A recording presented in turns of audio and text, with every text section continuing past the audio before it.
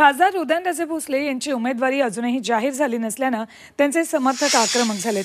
भाजपनं 2 उमेदवारी याद्या जाहीर केल्यात, त्यात उदयनराजे यांचं नाव नाहीये। त्यामुळे त्यांच्या समर्थकांनी पोवई नाका इथल्या शिवतीर्थावर एकत्र येत राजेंनी स्वबळावर निवडणूक लढवण्याची मागणी लावून धरली। भाजपनं उदयनराजे यांचा वापर केल्याचा आरोप देखील या समर्थकांनी केलाय। छत्रपतींना मागे ठेवून आज तुम्ही माड्याची डिक्लेअर करताय आणि सातारा ठेवताय मागं, तर ठेवली तर तुम्ही दोन्ही बाजूला ठेवली पाहिजे ना। पण आज तुम्ही माडा केला, सातारा मागे ठेवला। आज तुम्ही आमचा छत्रपतीचा अपमान केलेला आहे। चपल्या झिजवायला भाजपवाले येत होतं का?